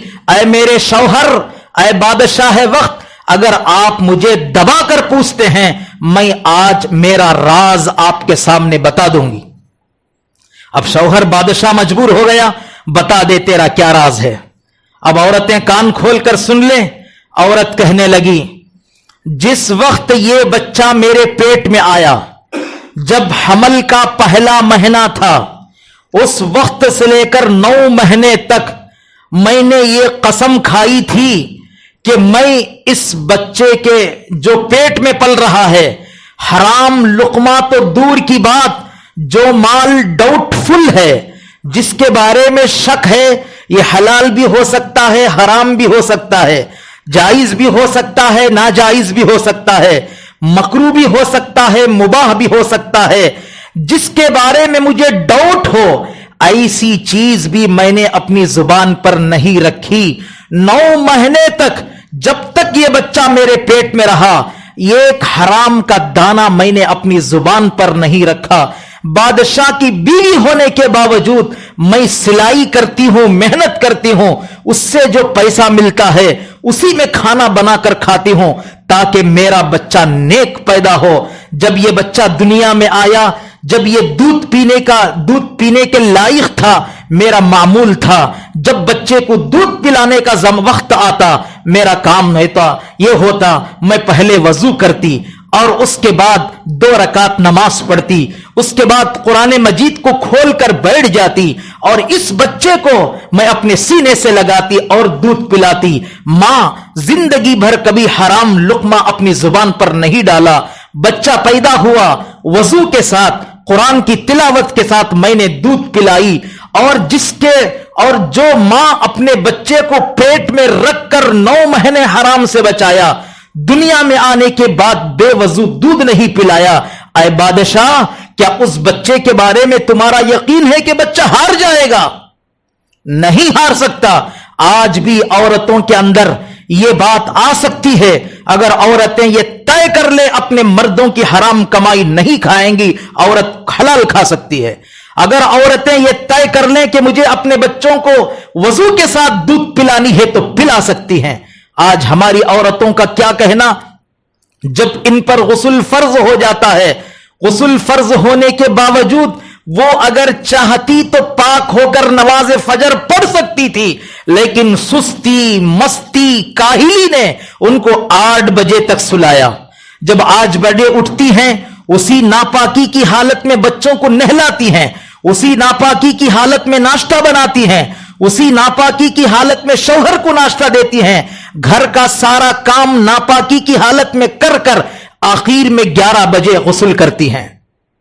کیا ان عورتوں کے پیٹ سے جنید بغدادی پیدا ہوں گے؟ کیا ان عورتوں کے پیٹ سے رابعہ بصریہ پیدا ہوگی؟ کیا ان عورتوں کے پیٹ سے حضرت عائشہ جیسی خاتون پیدا ہوگی؟ نہیں پیدا ہو سکتی. آج عورتیں یہ طے کر لیں جب ناپاکی کی مدت ختم ہو گئی فوراً غسل کریں گے, اس کے بعد نماز پڑھیں گے. عورتیں انشاءاللہ کہیں اپنے آواز میں, اندر سے اندر آہستہ. اور عورتیں یہ طے کر لیں ہم اپنے بچوں کو بغیر وضو کے دودھ نہیں پلائیں گی. عورتیں اس مجلس میں یہ طے کر لیں ہم ٹک ٹاک نہیں دیکھیں گی, شارٹس فلمز نہیں دیکھیں گی, کسی ہیرو اور ہیروئن کو اپنا آئیڈیل اور ماڈل نہیں بنائیں گی. ہماری عورتیں اپنی بھویں ہیروئن کے اسٹائل پر رکھتی ہیں, اپنے سر کی چوٹی وی شیپ کاٹ کر فلاں ہیروئن کی نقالی کرتی ہیں. اس نے فلاں رنگ کا کپڑا پہنی تھی, ہم بھی وہی پہنیں گے. اس کے چلن کا انداز وہ تھا, ہم بھی ویسا چلیں گی. اس کے مسکرانے کا انداز ایسا تھا, ہم بھی ویسا مسکرائیں گی. یاد رکھو, اللہ کے پیغمبر نے فرمایا جو بندہ جو بندی دنیا میں کسی کی نقل کرتا ہے, کسی کے عمل سے محبت کرتا ہے, قیامت کے دن اللہ تعالیٰ انہی کے ساتھ ان کو کھڑا کریں گے. تو عورتیں حضرت فاطمہ کو اپنا ماڈل بنائیں, حضرت عائشہ کو اپنا ماڈل بنائیں, حضرت جعفر صادق رحمت اللہ علیہ کی بیٹی کو اپنا ماڈل بنائیں, حضرت رابعہ بصریہ کو اپنا ماڈل بنائیں. جب عورت ان عورتوں کو اپنا آئیڈیل اور ماڈل بناتی ہے, ایگزامپل اور ڈسپلے پیس مانتی ہے, تو پھر یہ عورتیں نکھر جاتی ہیں, پھر ان کے پیٹوں سے اولیاء اللہ پیدا ہوتے ہیں.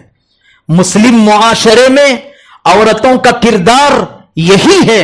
اگر عورت چاہے اپنے گھر کو جنت کا باغ بنا سکتی ہے, اگر عورت چاہے اپنے گھر کو جہنم کا گڑھا بنا سکتی ہے. آج شکایت ہے ہمیں گھر میں برکت نہیں, آج شکایت ہے ہمیں اولاد ہماری بات نہیں مانتی, آج شکایت ہے ہمیں ساس مجھے ستاتی ہے, ننن مجھے ظلم کرتی ہے, بہو مجھے ستاتی ہے, فلاں مجھے ستاتی ہے. یہ ساری شکایتوں کا ایک ہی ایک عمل ہے, آپ اپنا آئیڈیل حضرت عائشہ کو بنا لیں, حضرت فاطمہ کو بنا لیں. حضرت فاطمہ رضی اللہ تعالی عنہا گھر میں ہیں, حضرت علی تشریف لائے, کہنے لگی فاطمہ چاند نکلا ہے, چلو دیکھو چاند کو. حضرت فاطمہ کہنے لگی آج میں نہیں دیکھوں گی, کل دیکھوں گی. عورتیں سنیں کان کھول کر, کل دیکھوں گی. حضرت علی نے پوچھا کیوں؟ فرمایا آج چاند رات ہے, دنیا کے سارے نامحرم مرد آج اس چاند کو دیکھتے ہیں. اگر فاطمہ بھی اس چاند کو دیکھ لے, یہ فاطمہ کی غیرت گوارا نہیں دیتی, یہ فاطمہ کی شان کے خلاف ہے. یہ فاطمہ آخری نبی کی بیٹی ہو کر, علی کی بیوی ہو کر, حسن حسین کی ماں ہو کر, جس رات میں غیر نامحرم چاند کو دیکھے اسی چاند پر میری نظر پڑے, یہ فاطمہ کی شان کے خلاف ہے. میں کل دیکھوں گی چاند. حضرت فاطمہ زندگی میں پہلا چاند نہیں دیکھا, دوسرا چاند دیکھا. حضرت فاطمہ کا انتقال ہو رہا ہے, گھر میں صفائی ہو گئی, بچوں کو نہلا دیا, تیاری ہو گئی. اب حضرت فاطمہ نے علی کو بلایا, کہا کہ میرا انتقال ہونے کا ہے, جب میں انتقال ہو جاؤں گی تو جنازہ خبردار دن میں نہیں اٹھانا, رات کے اندھیرے میں اٹھانا.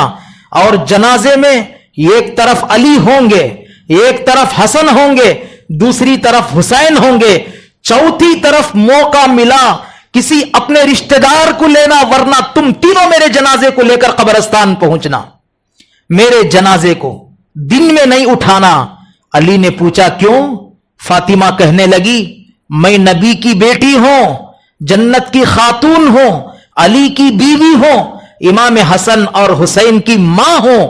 میرا دل, میرا ایمان یہ گوارا نہیں کرتا کہ میرا جنازہ دن میں اٹھے اور راستے سے چلنے والے مردوں کی نظر میرے جنازے پر پڑے. یہ تھی عورت, اس کو کہتے ہیں عورت. آج ہمارے برقعے کو برقع پہنانا پڑتا ہے, ایسے ہمارے برقعے ہیں.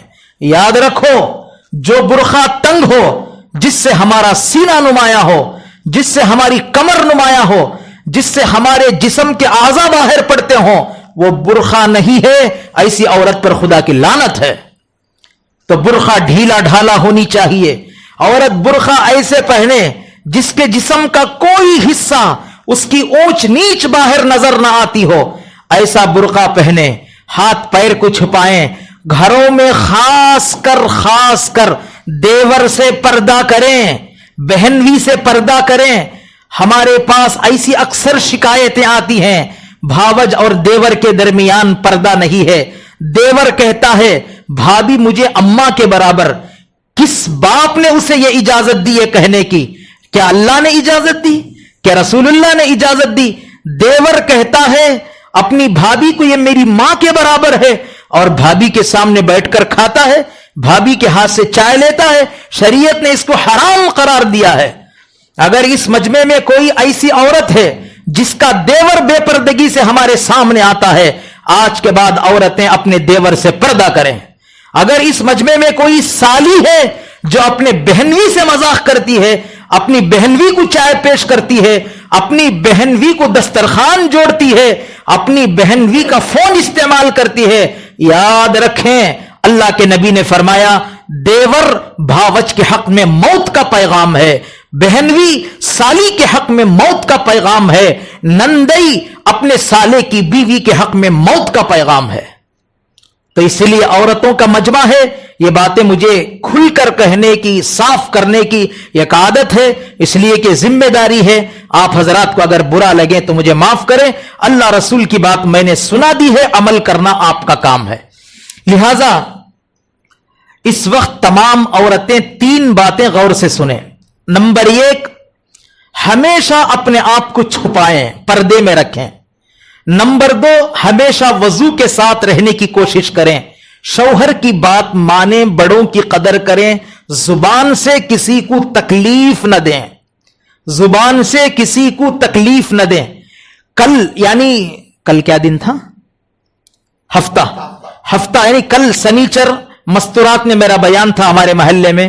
وہاں پر میں نے اس ٹاپک پر بات کی, عورتیں مردوں کے مقابلے میں زیادہ جہنم میں جاتی ہیں. حدیث میں ہے اگر مرد 10 جہنم میں جائیں, عورتیں 20 جاتی ہیں. عورتوں کو رونا چاہیے, ڈرنا چاہیے. اللہ کے نبی یہ کیا کہہ رہے ہیں؟ مرد کے مقابلے میں عورتیں دوزخ میں زیادہ کیوں جاتی ہیں؟ اس پر میں نے اجتماع میں بیان کیا. وہ 6 گناہ ہیں, 6 گناہ جس کی بنیاد پر عورت جہنم میں چلی جاتی ہے. اللہ تعالیٰ اگر دوبارہ مجھے موقع دے آپ حضرات کے سامنے کچھ بیان کرنے کا, انشاءاللہ میں اس ٹاپک پر بیان کروں گا, تاکہ عورتوں کو ایک تھرمامیٹر دے دوں, تاکہ وہ سمجھ جائیں کہ میں ان 6 عورتوں میں ہوں یا نہیں ہوں. اگر ہیں تو اپنے آپ کو ان 6 عورتوں سے، ان 6 گناہوں سے اپنے آپ کو بچا لیں، اگر نہیں ہے تو الحمدللہ مبارکباد ہے۔ میں شکریہ ادا کرتا ہوں حضرت مولانا، نہیں 12:15 مجھے 12 تک ٹائم دیا گیا تھا، 12:15 ہو گئے ہیں۔ اللہ اکبر۔ ہمارے مدینہ مسجد کے ذمہ داروں میں سے حاجی صاحب فرماتے ہیں کہ وہ 6 گناہ دہرا دیں، کیا دوبارہ میں نہیں آنا کیا یہاں؟ اللہ اکبر کبیرہ۔ شاید عورتوں کو کوئی ضروری تقاضا ہو اور میں ان 6 باتوں کو بیان کروں اور وقت لے لوں، تو میری رائے ہے کہ عورتوں سے اجازت لے لیں۔ اچھا خیر، میں وہ 6 گناہ گنا دیتا ہوں نمبر وار، کیا حاجی صاحب انشاءاللہ اس کی تفصیل کسی موقع سے انشاءاللہ بیان کریں گے۔ حضرت فاطمہ رضی اللہ تعالیٰ عنہ ایک مرتبہ حضرت علی دونوں مل کر اپنے ابا حضرت رسول اللہ صلی اللہ علیہ وسلم کے پاس گئے تو اللہ کے نبی رو رہے تھے۔ اللہ کے نبی کی آنکھیں لال، چہرہ آنکھوں سے آنسوؤں سے ٹپک رہا ہے، آنسو ٹپک رہے ہیں آپ کے داڑھی سے۔ بیٹی نے پوچھا ابا کیوں رو رہے ہو؟ بولنا کہتے ہیں ماشاء اللہ، چلو اجازت مل گئی۔ اللہ تعالی ہماری مستورات کو جزائے خیر عطا فرمائے۔ اگر یہ مستورات اپنے شوہر کے حکم سے یہاں آئی ہیں تو ان کے شوہروں کو میں مبارکبادی دیتا ہوں۔ اگر یہ عورتیں از خود آئی ہیں، یہ ان کا دینی جذبہ ہے، اللہ قبول فرمائے۔ میں نے ابھی کہا مردوں کے مقابلے میں جب عورت بننا چاہتی ہے تو عورت سے پوٹی کرنے والا کوئی نہیں ہے، الحمدللہ۔ ابا جان تم کیوں روتے ہو؟ اللہ کے نبی علیہ الصلاۃ والسلام نے ارشاد فرمایا بیٹی تم نے مجھے ایسا سوال کر دیا کہ مجھے اور رلا دیا، بیٹی تو نے مجھ سے ایسا سوال کر دیا کہ تو نے مجھے اور رلا دیا۔ یہ کہہ کر میرے آقا اور رونے لگے، اتنا رونے لگے، علی بھی رونے لگے، فاطمہ بھی رونے لگی، گویا گھر کے اندر رونے کی ایک آواز نکلنے لگی۔ پوچھا کہ ابا جان عورتیں جہنم میں کیوں جاتی ہیں؟ حضور پاک علیہ الصلاۃ والسلام نے فرمایا بیٹی فاطمہ، رجب کے مہینے میں، الحمدللہ یہ رجب کا مہینہ ہے، جب میں نمازیں لانے کے لیے معراج میں گیا، نمازیں لے کر واپس آ رہا تھا، اللہ تعالیٰ نے فرمایا کہ میرے محبوب جاؤ جنت کی بھی زیارت کر لو، جہنم کو بھی دیکھ لو۔ میں نے جنت بھی دیکھا، دوزخ بھی دیکھا۔ جب دوزخ دیکھا تو جھانکا، مرد تھوڑے ہیں عورتیں زیادہ ہیں اور اس میں الگ الگ عذاب ہو رہے ہیں۔ میں نے 6 ایسے خطرناک عذاب دیکھے جو عذاب میں نے اپنے آنکھوں سے دیکھ کر آیا ہوں۔ بیٹی فاطمہ وہ عذابات کس گناہ کی بنیاد پر ہو رہے ہیں آپ کو میں سنا دوں۔ اے فاطمہ ان 6 گناہوں سے بچنا اور اپنی بیٹیوں کو، قیامت تک آنے والی عورتوں کو یہ پیغام دینا، ان 6 گناہوں سے اپنے آپ کو بچائیں۔ نمبر 1، سب سے پہلے سزا سنیں۔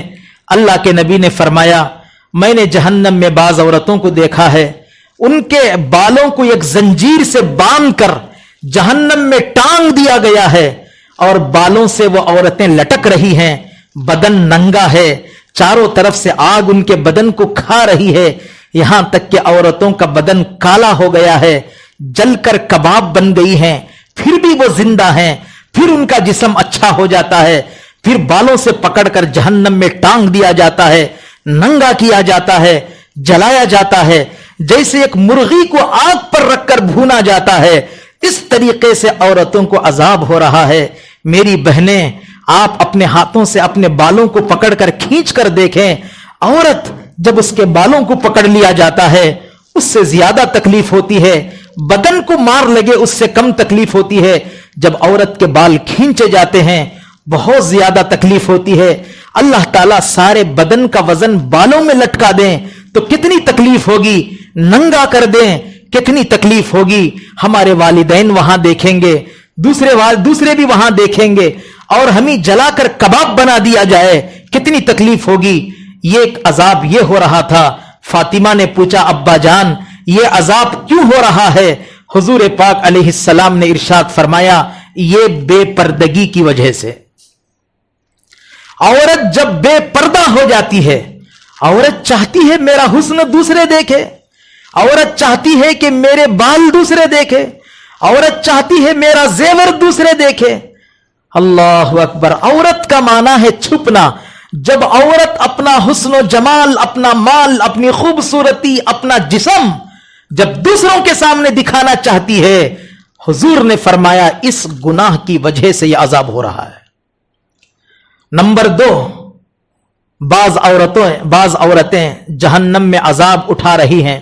حضور نے فرمایا ان کے جبڑوں کے درمیان جو جیپ ہے، جو زبان ہے، اس میں سوراخ ڈال کر ایک لوہے کی سلاخ چبو کر ان کو جیپ کے وزن پر بل بوتے پر جہنم میں ٹانگ دیا گیا ہے، اور جیپ سے وہ لٹک رہی ہیں اور ان کو عذاب ہو رہا ہے. فاطمہ نے پوچھا ابا جان یہ عذاب کیوں؟ کہا کہ یہ عورت زبان دراز تھی. زبان کھولی شوہر کا دل توڑ دیا، زبان کھولی ساس کا دل توڑ دیا، زبان کھولی بچوں کو بددعا کر دی، زبان کھولی پڑوس کو تکلیف دے دی، زبان کھولی سامنے والے کو شرمندہ کر دی. زبان دراز عورت. اللہ نے اس کو مال دیا ہے، زیورات دیے ہیں، پیسہ دیا ہے. مال پیسے کی مستی نے اس کی زبان کو اتنا خطرناک بچھو بنا دیا ہے، جب وہ زبان کھولتی ہے تو کسی کو ڈنک مارتی ہے. زبان سے تکلیف دینے والی عورت کا یہ انجام ہے. زبان کے بل جیپ کے بل جہنم میں لٹکا دیا جائے گا اور ننگی کر کے عذاب دیا جائے گا. 2 گناہ ہو گئے. ایک بے پردگی کا گناہ جس کا عذاب کیا ہے؟ بالوں سے لٹکا دیا جائے گا. زبان سے تکلیف دینے کا گناہ جیپ کے بل لٹکا دیا جائے گا. تیسرا گناہ، اللہ اکبر اللہ اکبر، عورت اس کے جسم میں جو سینے کا حصہ ہے جس سے وہ اپنے بچوں کو دودھ پلایا کرتی ہیں، اس میں سوراخ کر کے لوہے کی سلاخوں سے چبو کر ان کے سینوں کے بل جہنم میں عورت کو لٹکا دیا جائے گا. سارے بدن کا وزن عورت کے سینے پر ہوگا، دودھ پلانے کے جگہ پر ہوگا. عورتیں اس پر لٹکتی ہوئی ہوں گی اور ان کو ننگا کیا جائے گا اور اس کے بعد ان کو عذاب دیا جائے گا. حضرت فاطمہ نے پوچھا ابا جان یہ عذاب کس گناہ کی بنیاد پر؟ اللہ کے نبی نے فرمایا یہ وہ عورتوں ہیں جو اپنے شوہر کے رہتے ہوئے جو دوسرے مردوں کے ساتھ بات چیت کرتی ہیں، فون میں ان کے ساتھ چیٹنگ کرتی ہیں، ان کے ساتھ مذاق کرتی ہیں.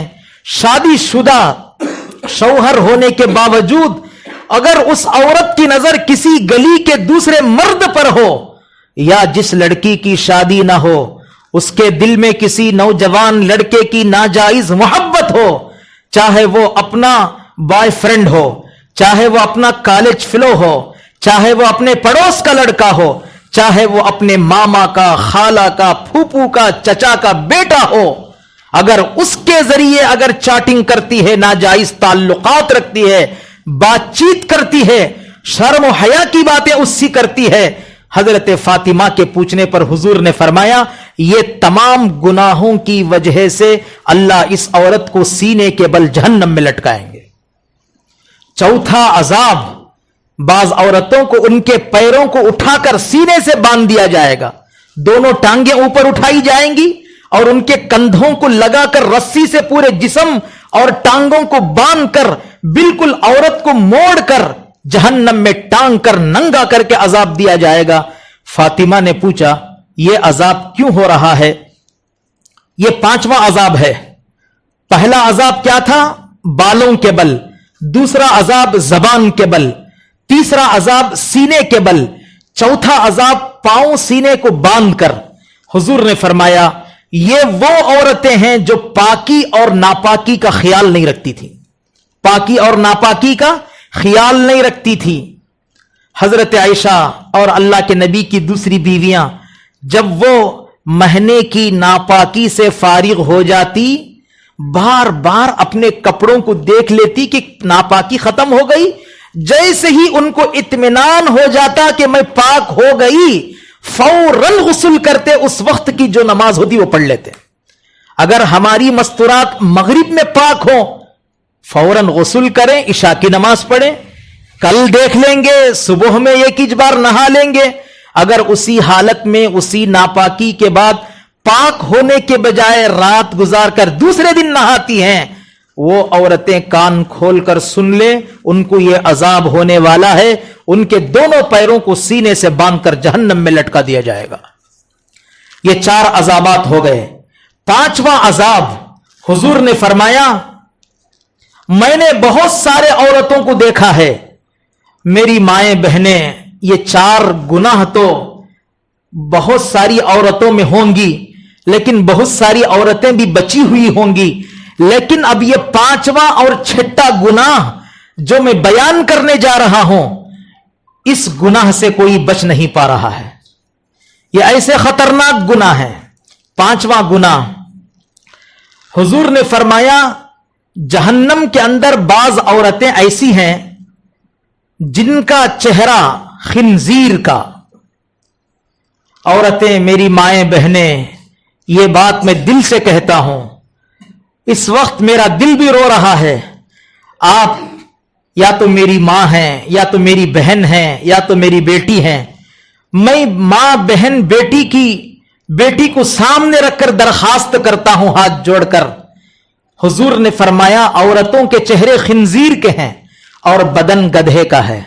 हमने डांकी को देखा, गधे को, और पिग यानी काले जानवर को भी देखा। हमारा जिस्म गधे का और हमारा सर और हमारा चेहरा खिंजीर का। क्या गुनाह किया हमने? इतनी सख्त सजा अल्लाह दे रहे हैं, और यह सजा भी अल्लाह के नबी सल्लल्लाहु अलैहि वसल्लम ने अपने आंखों से देखकर आए हैं जहन्नम के अंदर। नंबर 1 झूठ, नंबर 2 गीबत, नंबर 3 चुगली। ये 3 गुनाह 100 औरतों में से 10 भी नहीं बचती। 90% औरतों में यह गुनाह यकीनन पाया जाता है। सास के खिलाफ शौहर आते ही ऐसा पिक्चर बनाती हैं कि झूठ बनाकर शौहर को कहती हैं ताकि शौहर के दिल में मां की मोहब्बत खत्म हो जाए, और वो बूढ़ियां कान खोलकर सुन ले, बेटा आने के इंतजार में रहती हैं। बेटा आते ही बहू की गलती एक थी, उसमें 10 झूठ मिलाकर बेटे को बाजू में बिठाकर सर पर हाथ फेरते फेरते, टांग पैर हाथ दबाते दबाते सारा बहू का जहर उंगल देती हैं। वो सासें भी सुन लें, वो ननंदे भी सुन लें, वो बीवियां भी सुन लें, और वो नौजवान बच्चियां जिनकी शादी नहीं हुई है, उनके घर में उनके भैया की शादी हुई है, घर में उनकी भावज है। अंजाम यह होता है, भावज को अलग कर दिया जाता है।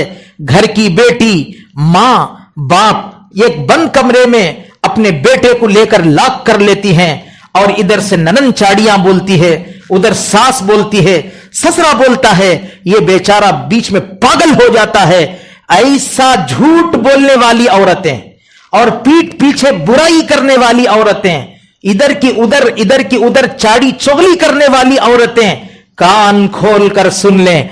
अगर ये एडजेक्टिव, ये सिफत, ये खसलत अगर हमारे अंदर है तो अभी तौबा करें। अब तक जो हुआ, आइंदा हम झूठ नहीं बोलेंगी, गीबत नहीं करेंगी, चुगली नहीं खाएंगी। सच्ची तौबा करके उठें, सच्ची तौबा। आइंदा ये गलती तुमसे नहीं होना है। अगर हो गई तो तौबा करें, फिर बचें, फिर हो गई तो फिर तौबा करें। अल्लाह ताला तौबा को माफ करते हैं। अगर ये गुनाह हमारे अंदर होगा, मरने के बाद अल्लाह जहन्नम में डालेंगे। बदन गधे का होगा, सूरत सूअर की हो जाएगी। और 6ठा अजाब हुजूर ने फरमाया, ऐ फातिमा, मैंने बाज औरतों को देखा है जहन्नम के अंदर, उनकी शक्ल कुत्ते की तरह है। उनकी शक्ल कैसी है? कुत्ते की तरह। इंसान का बदन, चेहरा कुत्ते का। अल्लाह अकबर कबीरा। हम इस चेहरे को कितना मेकअप करती हैं। एक लड़की एक मिरर के सामने एक दिन में 100 मरतबा अपना चेहरा देखती है ताकि उसका एक बाल टेढ़ा ना हो, उसके गाल पर एक फुंसी ना आए, एक जरा बरा भी मच्चा ना हो। ہزاروں روپے اس کے لیے خرچ کرنے کے لیے تیار ہیں. لیکن عورتیں، اگر تمہارے اندر یہ گناہ ایسا اب میں بیان کروں گا، اگر وہ تمہارے اندر ہو، قیامت کے فیصلے کے بعد اللہ تعالی چہرہ کتے کا بنا دیں گے اور بدن انسان کا باقی رکھیں گے. وہ کیا گناہ ہے اب مجھے کہنے میں بھی ہمت نہیں ہے. وہ ایسا گناہ ہے 100 میں 90 پر 9 عورتوں کے اندر وہ گناہ پایا جاتا ہے. وہ ہے حسد. ایک دوسرے کو دیکھ کر جلنا، ایک دوسرے کو دیکھ کر پیٹ میں بھڑکا ڈال لینا. میرے سے کوئی خوبصورت نظر آئی تو ہم ایسا ناک چڑھاتے ہیں اور ایسے بھواں چڑھاتے ہیں اور ایسا اس کے طرف سے چہرہ موڑتے ہیں کہ وہ عورت شرمندہ ہو جائے. یہ ہے ہماری حالت کہ ہم کسی کی خوبصورتی دیکھنا نہیں چاہتے. اس کی خوبصورتی مجھے ہضم نہیں ہوتی، اس کا لباس مجھے ہضم نہیں ہوتا، اس کا زیور مجھے ہضم نہیں ہوتا. حالانکہ میری بہن خوبصورت زیور پہن کے آئی ہے، اگر ہم اسے پوچھ لیتے کہ ماشاءاللہ یہ زیور آپ کو بڑا پیارا لگتا ہے، ایک ایمان والی کو اگر آپ خوش کر دیتی صدقے کا ثواب ملتا تھا. لیکن مستی ہے، حسد ہے، پیٹ میں جلن ہے. زیور کوری نگاہ سے دیکھ لیتے ہیں لیکن نہیں پوچھتے. پوچھیں گے تو انسلٹ ہو جائے گا، پوچھے تو ہماری عزت کیا رہے گی. یہ سوچ کر سامنے والے کا لباس، سامنے والے کا زیور، سامنے والے کی حسن و جمال کا تذکرہ نہیں کرتی. وجہ یہ ہے کہ میرے اندر حسد ہے، میرے پیٹ میں جلن ہے. میری دیورانی میرے سے آگے نہ بڑھے، میری ننند میرے سے آگے نہ بڑھے، خاندان کی ساری عورتوں میں اچھی رہوں، میں سب سے آگے رہوں. یہ بیماری جب عورتوں کے اندر آ جاتی ہے، حضور نے فرمایا بدن انسان کا ہوگا، چہرہ کتے کا ہو جائے گا. اللہ تعالی ہماری عورتوں کو معاف فرمائے. میں نے یہ جو 6 باتیں کہی ہیں یہ حدیث میں ہے. حضرت فاطمہ اور حضرت علی رسول اللہ کے پاس گئے تو حضور نے یہ 6 باتیں ارشاد فرمائی ہیں. اگر عورتوں میں ان باتوں میں سے کوئی بات موجود ہو، سچی توبہ کر لیں. اگر نہیں ہے تو اللہ کا شکر ادا کریں. اللہ تعالیٰ سے دعا فرمائے اللہ تعالیٰ ہمیں نیک عمل کی توفیق عطا فرمائے. اب یہ 1 مہینہ باقی ہے، اس کے بعد رمضان المبارک آنے والا ہے. رمضان کے مہینے میں ایسی عورتوں کو میں جانتا ہوں جو سحری اور افطاری کا انتظام کرتے ہوئے روزانہ یہ قرآن پاک ختم کرتی ہیں. اس مجمع سے میں گزارش کرتا ہوں، کون ہے ایسی ہمت والی عورت اس مجمع میں جو آج یہ طے کر لیں کہ میں روزانہ یہ قرآن پڑھوں گی. اگر ارادہ کر لیں گے تو کوئی بڑا نہیں ہے. اگر اتنا نہ ہو سکا کم سے کم روزانہ 10 پارے پڑھوں گی. پورے مہینے میں میں انشاءاللہ 10 قرآن ختم کروں گی. دیکھو رمضان کیسے گزارنا ہے اس کے لیے 20 باتیں ہیں. کتنی باتیں؟ 20 باتیں. اگر ان 20 باتوں کو آپ رمضان سے پہلے نوٹ کر لیں گی، ان 20 باتوں کو سامنے رکھ کر رمضان کا وقت گزارو گی تو انشاءاللہ آپ کا رمضان اچھا گزرے گا. اللہ کرے کہ مجھے دوبارہ یہاں آنے کا موقع ہو، میں رمضان کی تیاری میں وہ 20 باتیں آپ سے شیئر کروں. اللہ ہم سب کو عمل کی توفیق عطا فرمائے. آمین. وآخر دعوانا ان الحمد للہ رب العالمین. مختصر دعا کر لیں، آپ حضرات آمین کہیں. بسم اللہ الرحمن الرحیم. سبحان ربی العلی الاعلی الوہاب. اللہم صلی علی سیدنا محمد وعلى آل سيدنا محمد وبارك وسلم.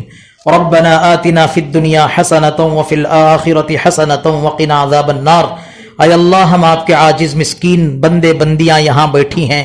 اے اللہ بہت دور سے بہت دیر سے اے اللہ پورے اطمینان کے ساتھ اے اللہ آپ کی اور آپ کے پیارے حبیب کی باتیں سن رہی تھی. اے اللہ ان کے سننے کو قبول فرما لیجئے، ہمارے کہنے کو قبول فرما لیجئے. اے اللہ ہم سب مل کر عمل کے محتاج ہیں. اے اللہ اخلاص کے ساتھ ہمیں عمل کی توفیق عطا فرما دیجئے. پیارے اللہ ہم گنہگار ہیں. اے اللہ ہمارے پاس گناہوں کے سوا کچھ نہیں ہے. اے اللہ ہم یقیناً گنہگار ہیں، ہمارے اندر بے پردگی بھی ہے، ہم آج شرمندہ ہیں. اے اللہ ہمارے اندر زبان درازی بھی ہے. نہ معلوم ہم نے اپنا چہرہ کتنوں کو بتایا، نہ معلوم ہم نے اپنا جسم کتنوں کو بتا دیا. اے اللہ ہمیں معاف کر دیجئے. یہ عورتیں معافی کے لیے یہاں آئی ہیں. اے اللہ جب ایک عورت کسی کے سامنے ہاتھ پھیلاتی ہے، اے اللہ عورت کو عورت سمجھ کر اسے کچھ دے دیا جاتا ہے. جب عورتوں کا اتنا بڑا مجمع آپ کے سامنے ہاتھ پھیلائے ہیں، اے اللہ نبی کے سامنے حضرت بلال ایک عورت کو پکڑ کر لائے جنگ میں، اے اللہ میں کیا سزا دوں؟ حضور نے فرمایا سزا نہیں، اس کو دوپٹہ اڑا دو۔ اے اللہ عورت کا لحاظ کیا جاتا ہے، اے اللہ ان عورتوں کا آپ لحاظ فرما لیجئے، ہمارے اندر بے پردگی ہو معاف فرما دیجئے۔ نہ معلوم اللہ اس زبان سے ہم نے کتنی مرتبہ شوہر کو رلایا ہوگا، کتنی مرتبہ بچوں کو کوسا ہوگا، کتنی مرتبہ اپنے ساس سسر کو گالیاں بکا ہوگا۔ اے اللہ معاف کر دیجئے، زبان کی حفاظت کی توفیق دے دیجئے۔ اے اللہ جتنے گناہ گنائے گئے ہیں ان سب سے بچنا ہمارے لیے مشکل ہے، آپ کے لیے بچا لینا آسان ہے۔ اے اللہ ہمیں بچا لیجئے۔ اے اللہ یہ بات سچی ہے، ہمارے پاس نیکیاں کچھ نہیں ہیں، گناہ بے حساب ہیں۔ اے اللہ گناہ کر کے ہم گناہوں کے پہاڑ کھڑا کر دیے، اے اللہ معاف کر دیجئے، معاف کر دیجئے۔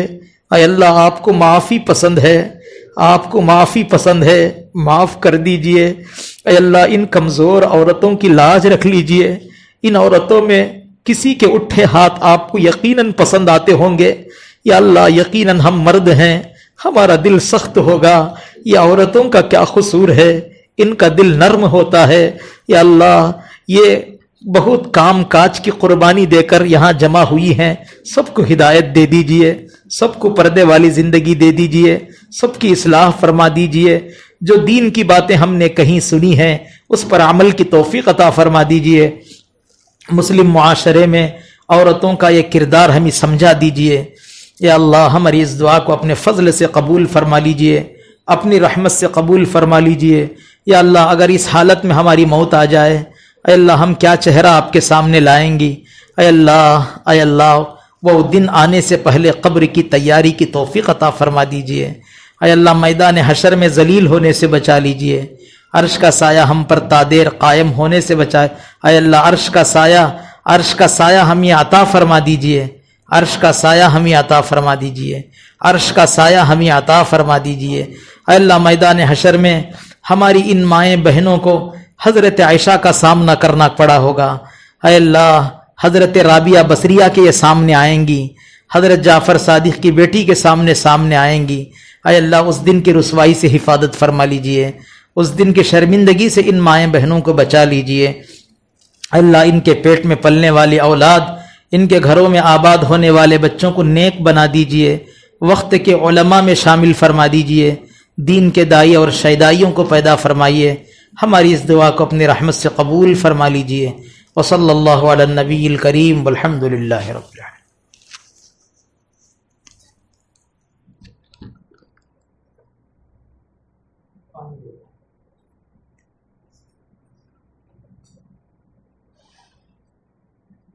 تو قرآن کی کون سی صورت 10 ہے؟